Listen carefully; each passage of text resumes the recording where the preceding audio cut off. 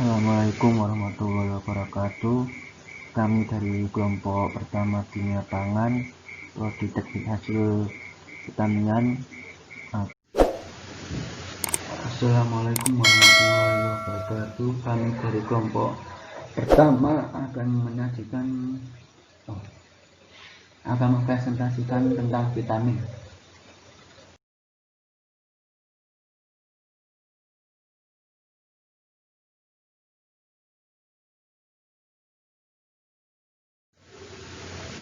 Vitamin. Istilah vitamin dikenalkan oleh Fang 1911.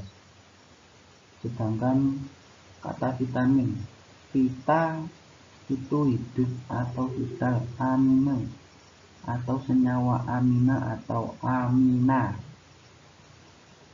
molekul organik yang dalam tubuh yang tidak termasuk golongan protein, karbohidrat, dan lemak itu adalah vitamin.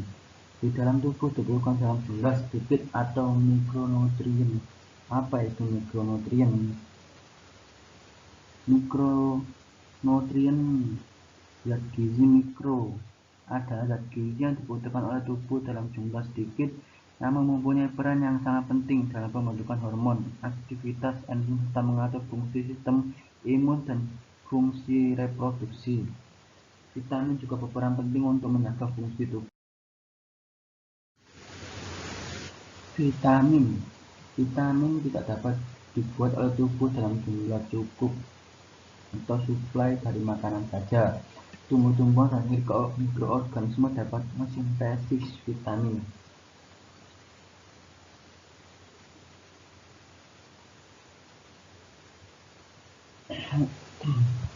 Fungsi selengkapnya vitamin dalam tubuh masih belum diketahui seluruhnya. Berarti belum tahu fungsi seluruhnya dalam vitamin itu.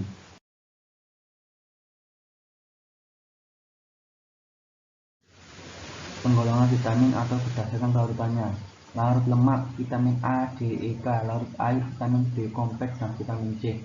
Larut lemak ini tidak boleh dikonsumsi secara sering, tidak boleh, karena vitamin larut lemak ini tidak langsung menjalar ke seluruh tubuh, melainkan menggumpal dulu. Sedangkan larut air ini tidak apa-apa dikonsumsi sehari-hari atau sering dikonsumsi, itu tidak apa-apa. Selanjutnya,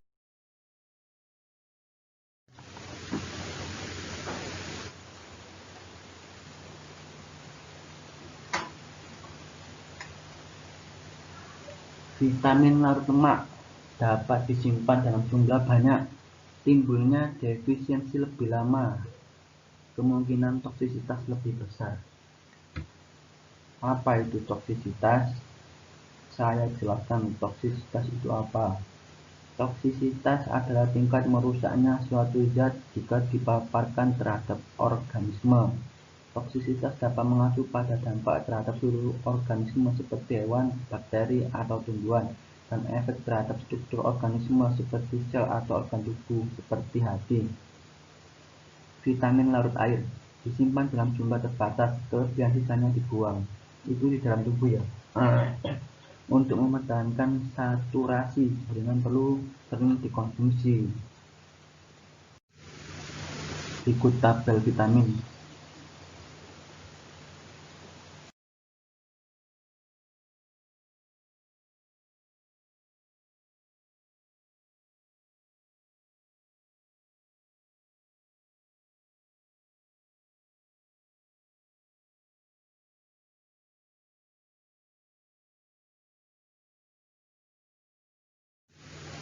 Vitamin A, dan ini adalah sel-sel vitamin A. Vitamin A terdiri dari 4 biomolekul aktif, yaitu vitamin A alkohol atau retinol, vitamin A aldehida atau retinal, vitamin A asam atau asam retinoat, vitamin A ester, ester retinil. Itu adalah keempat biomolekul aktif dalam vitamin A.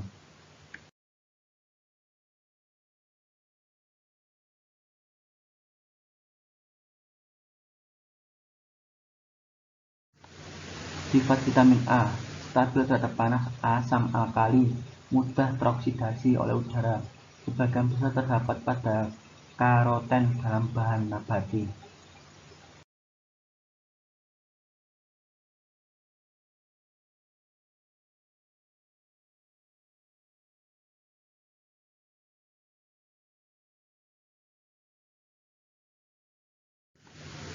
Vitamin A. Sumber dari vitamin A: mentega, telur hati, daging, sayuran, dan buah-buahan berwarna hijau atau kuning. X. Wortel, pepaya, tomat, ubi, waluh. Regenerasi vitamin retina: menjaga kesehatan retina, kelainan kulit, meninggikan daya tahan mukosa terhadap infeksi, pertumbuhan dan perkembangan tulang. Itu adalah fungsi vitamin A. Defisiensi rabun senja, kebutaan, perubahan epitel, emisi dan infeksi saluran pernafasan, kulit kering, gangguan indera penciuman, perabaan, dan penderangan. Defisiensi bisa diartikan juga sebagai gejala kurangnya vitamin A. Mungkin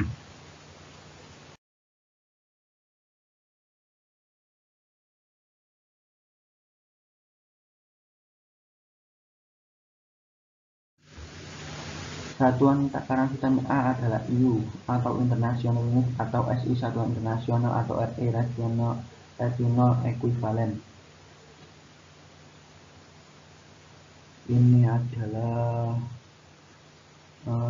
satuan takarannya, bisa dilihat. Dosis anjuran dari vitamin A yaitu 1200 sampai 2400 international unit. Untuk international unit dari 10 tahun 3500 sampai 4000 international unit untuk orang dewasa. Kelebihan vitamin A: disimpan dalam hati dalam bentuk butir lemak. Hipervitaminosis. Apa itu hipervitaminosis? Bisa saya jelaskan apa itu hipervitaminosis? Berikut sel vitamin D. Ada dua, argokalsiferol dan kolekalsiferol.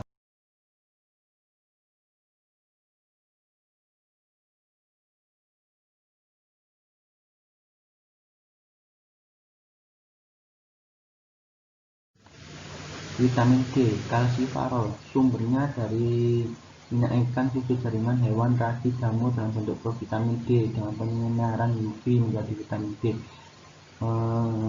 Homeostasis kalsium.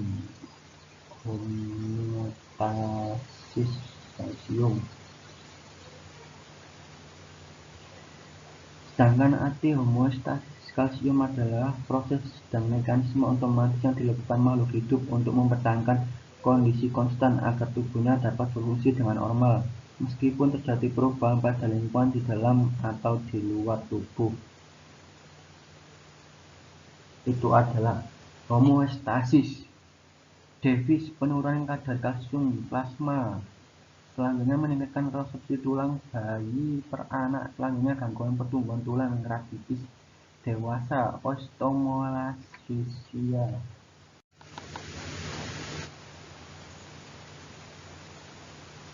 Vitamin D bersumber dari tumbuhan steroid aldosterol profit D.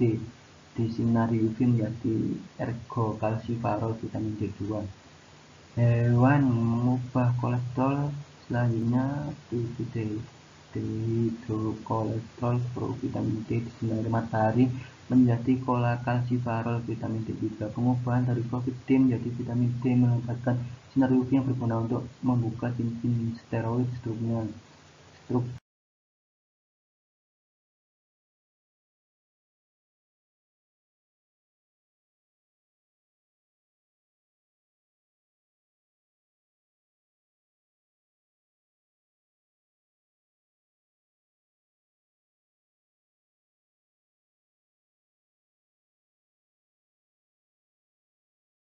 Berikut adalah proses terjadinya penyinaran UV terhadap vitamin D.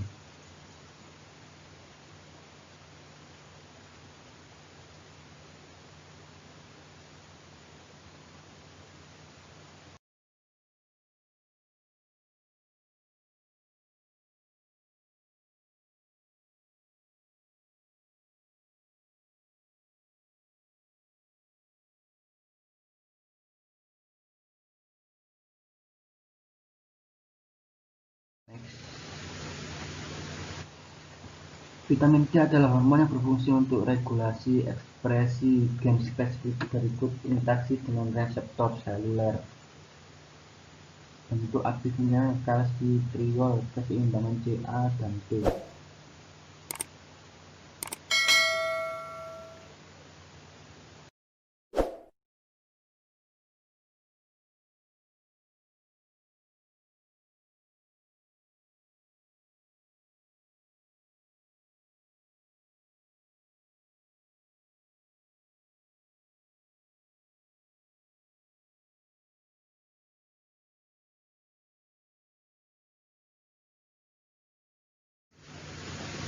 Selanjutnya kita pembahasan ke vitamin E. Penting sebagai antioksidan menangkap radikal bebas. Maksudnya menangkap radikal bebas mungkin terhadap penyakit itu kebal.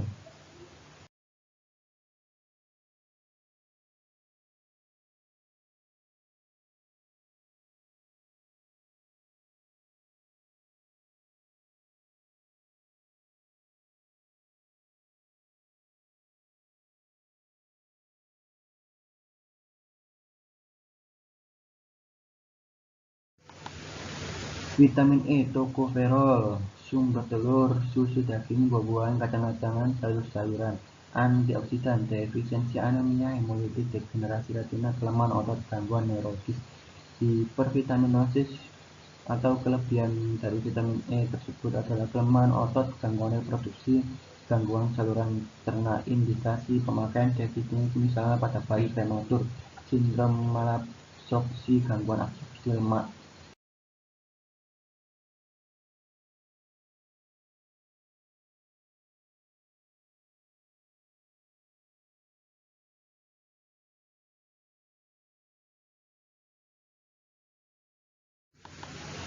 Selanjutnya vitamin K.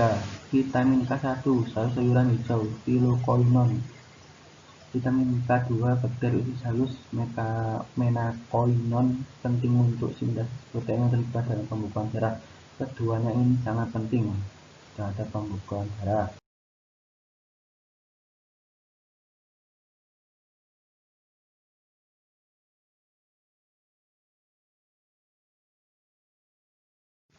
Vitamin K, sumber kloroflas, sayuran berwarna hijau dan buah-buahan. Sintesis bakteri usus. Fungsi vitamin K, biosintesis faktor pembukaan darah. Kebutuhan vitamin K biasanya sudah terpenuhi dari makanan dan hasil sintesis bakteri usus. Defisiensi waktu pembukaan darah memanjang perdarahan spontan. Perdarahan spontan mungkin darah terlalu banyak. Indikasi mencegah mengatasi perdarahan. Oke. Defisiensi ini diartikan sebagai penyakit. Indikasi ini diartikan sebagai pencegahan atau mengatasi.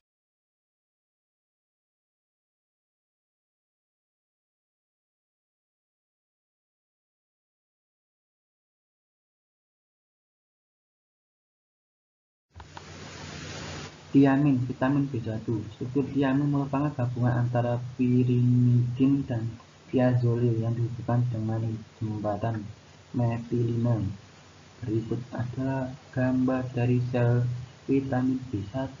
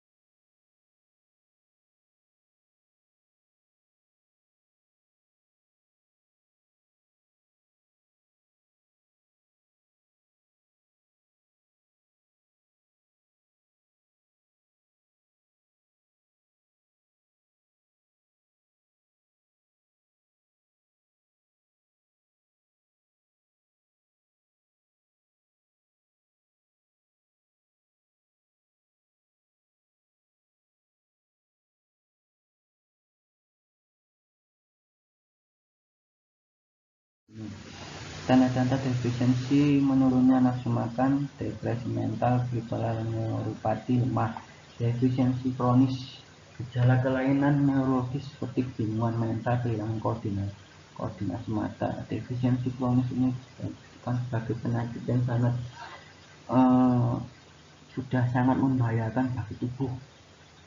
Penyakit karena defisiensi tiamin atau B1 beri-beri akibat makanan yang kaya akan karbohidrat seperti rendah tiamin.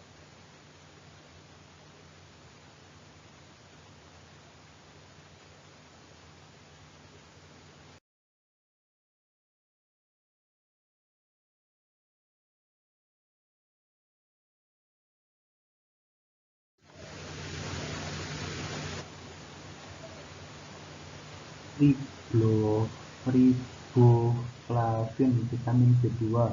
Riboflavin dapat ditemukan dalam 3 bentuk: riboflavin kationik pH kurang dari 7, riboflavin netral pH netral, riboflavin anionik pH lebih dari 9,7.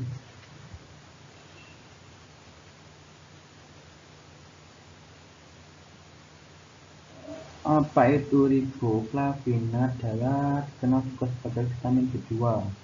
Mikronutrisi yang mudah dicerna, bersifat larut dalam air, dan memiliki pencerahan kunci dalam menjaga kesehatan pada manusia dan hewan.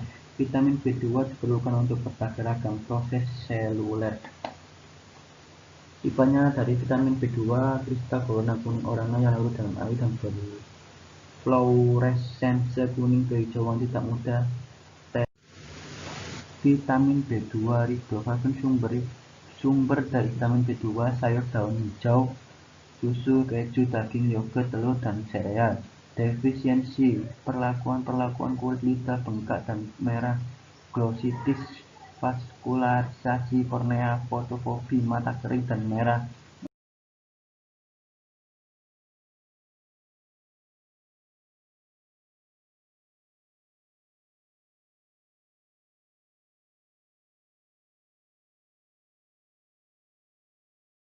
Katarak. Rekomendasi untuk pemakaian pria yaitu 14-70 1, mg per hari. Cukup rising bran 1 cup, 1 cup rising bran, 1 cup mix, 1 telur. Woman 14 untuk perempuan 14-70 1, mg per hari.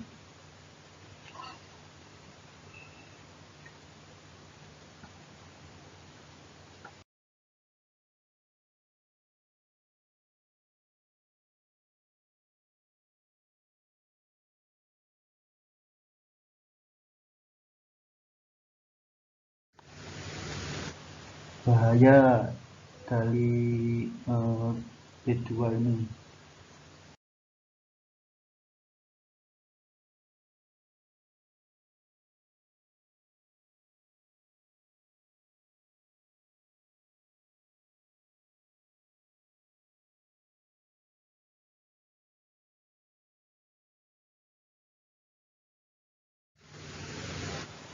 Selanjutnya, niacin, vitamin B3. Niacin dapat dalam 2 bentuk, yaitu nikotinamid atau asam nikotinat, larut dalam air dan stabil terhadap panas. Kebutuhan niacin 19 mg per hari. Itu adalah niacin.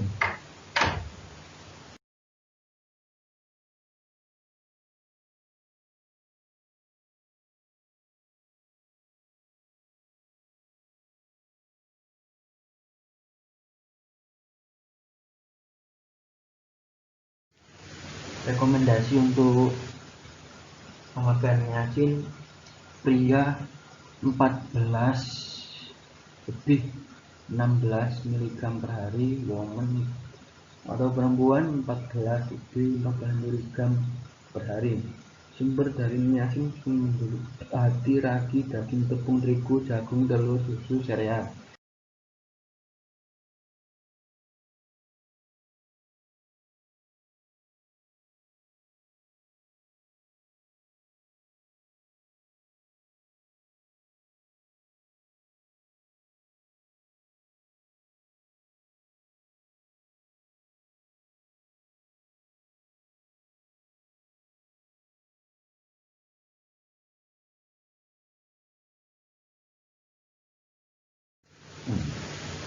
Defisiensi dan hiperniasin. Defisiensi palaga, dermatitis, gangguan saraf, lidah, kemerahan, diare, kemunduran mental, hipervitaminosis dari niacin ini. Hipervitaminosis tadi sudah saya jelaskan, yaitu kebanyakan mengkonsumsi dari vitamin tersebut. Hipervitaminosis asam nikotinat, bukan niacinamida, kulit kemerahan dari gatal dan gatal.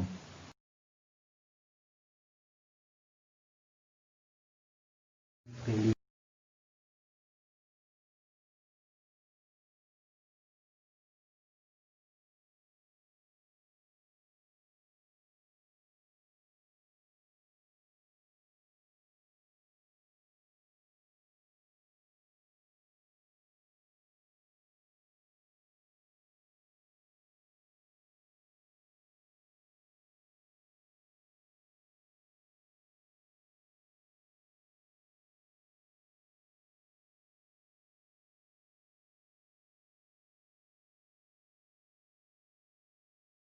atau penyakit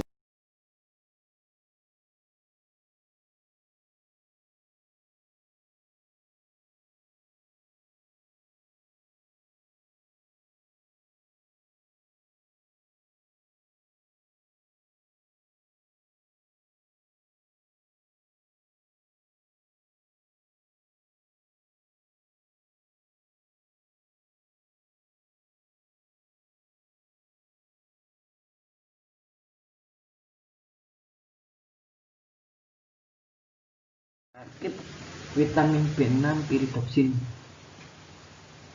Berikut berikut sel dari vitamin B6 itu.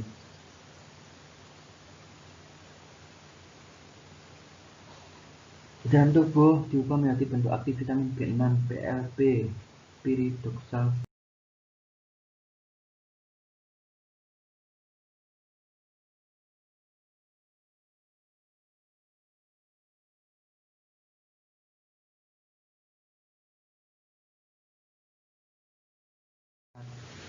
Sifat vitamin B6 terdapat dalam 3 bentuk: piridoksin, piridoksal bentuk aldehid, piridoksamin bentuk amin.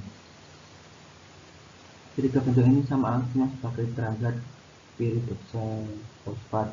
Larut dalam air dan alkohol, sedikit larut dalam pelarut lemak, pekat terhadap sinerofi dan alkali. Piridoksin tahan pemanasan, tetapi piridoksal dan piridoksamin tidak. Berarti hanya piridoksin saja tahan terhadap pemanasan.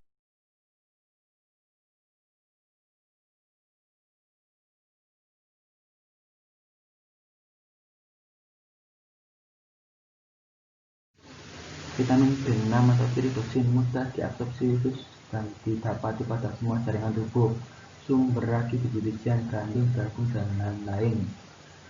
Fungsi dari B6 ini pembentukan sel darah merah, imunitas, fungsi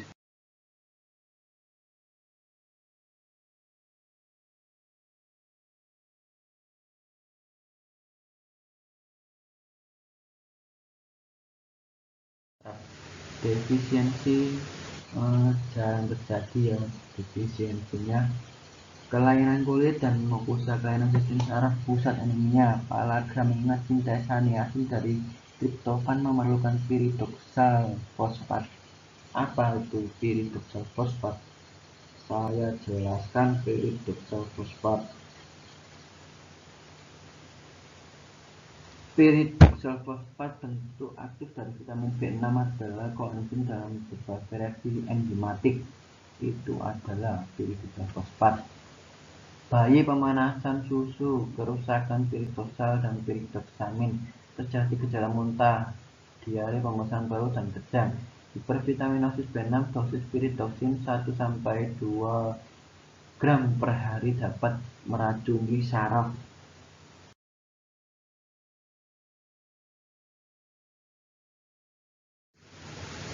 Vitamin B8, biotin.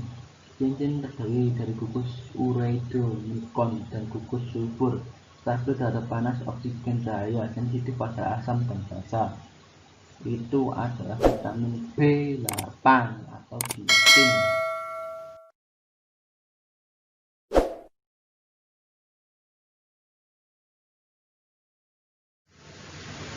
Sumber dari B8 berbagai makanan yang dapat disintesis oleh bakteri usus halus. Defisiensinya jarang terjadi. Defisiensi terjadi karena jumlah bakteri usus halus berkurang. Konsumsi putih telur mentah menyebabkan usus halus tidak dapat mengabsorpsi.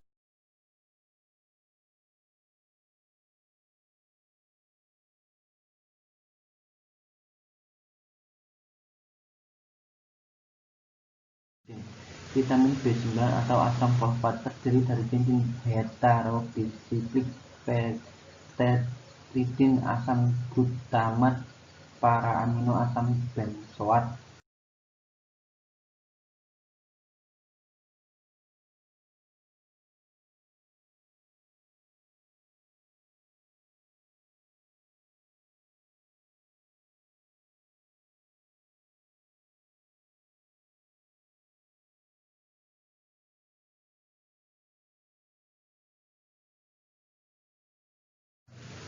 Asam folat berasal dari kata folium bahasa Yunani atau daun, merupakan kristal kuning yang sedikit larut air, stabil pada pemanasan dalam suasana netral dan alkali. Sel hewan tidak dapat mensintesis PABA. Asam folat diekskresi melalui urin dan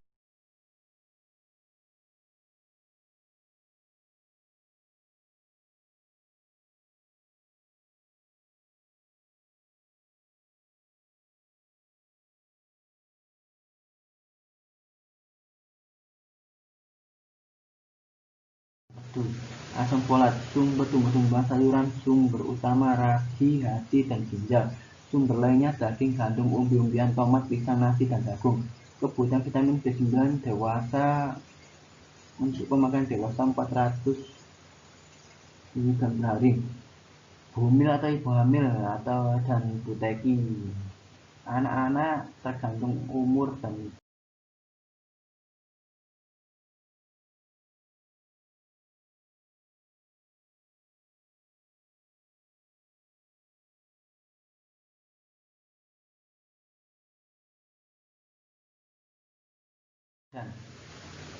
defisiensi vitamin B9, anemia, megaloblastik, glositis, dan gangguan gips. Pemberian asam folat 300-500 mg per hari pada anemi karena defisiensi asam folat akan memberi respon hematologi yang baik. Contoh gambar.